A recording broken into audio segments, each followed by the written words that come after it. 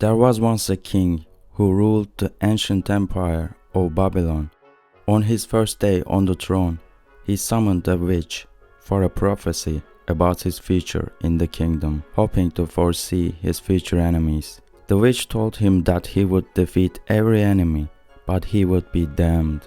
She prophesied that he would have everything, but would not find happiness, not for a second. Angered by her words, the king ordered the witch to be executed on the spot and drank his wine while watching her die. However, something was wrong.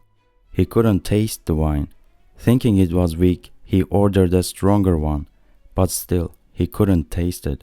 With fear in his heart that the witch's curse was true, he searched his entire empire and the whole world to find something he could taste.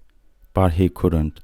I don't know what kind of witchcraft was that, but we can assume that he had a neurological disease which we call Ageusia.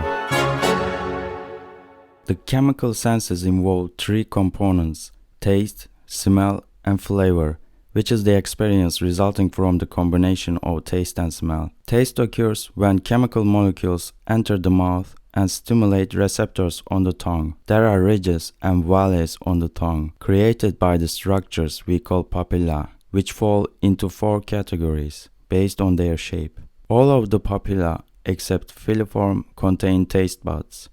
Taste buds consist of taste cells, which are arranged to create taste pores. Their front tips, called the receptor sites, they pick up the molecule from the food and send the information to the other side, to the nerves. So that's the structure of the taste system. Depending on the type of the chemical, 5 different tastes may be created: sweet, sour, salty, bitter, and umami. Taste, along with smell, plays a more important role in our survival than vision, hearing, and touch. You cannot die because you saw or heard something. Taste and smell are different from the other senses because the receptors for taste and smell are exposed to the environment. They not only detect the chemicals they are designed to sense, but also come into contact with harmful materials such as bacteria and dirt. As a result, they undergo a cycle of constant renewal called neurogenesis. This also means that when you see something, what you perceive is not the thing itself, but rather a reflection interpreted by your brain.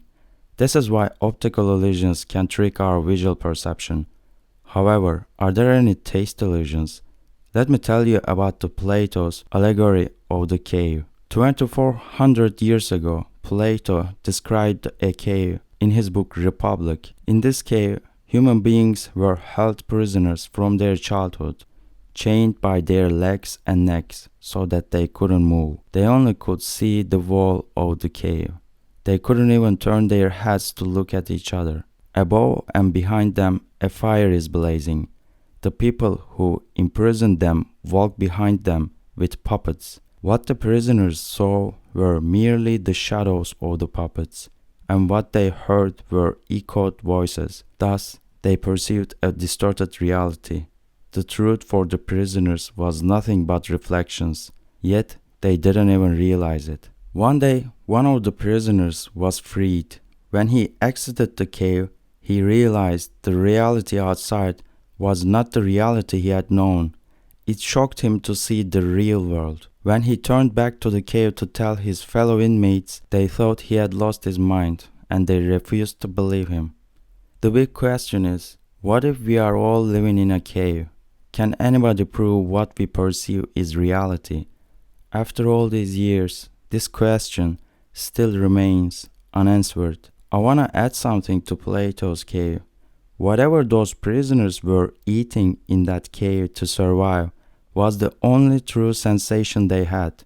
They never knew what bread looked like, but they knew the true taste of it. The cave didn't have any power to alter the true taste, because the way stimuli are picked up for taste perception is different from the other senses. Stimuli responsible for tasting and smelling are taken into the body. These stimuli enter our bodies when the other senses do not.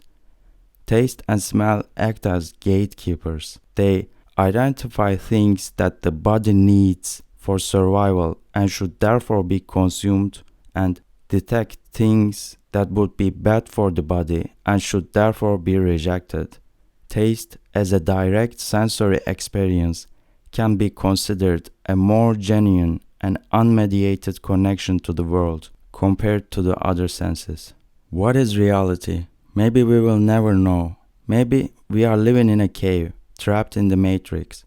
Maybe our five senses are not meant to serve equal purposes. Maybe we misunderstood the whole thing. Perhaps we must try to perceive the world by changing our perspective. But maybe more interesting is the other direction in dimensionality. What about the fourth dimension? Now, to approach that, let's consider a cube.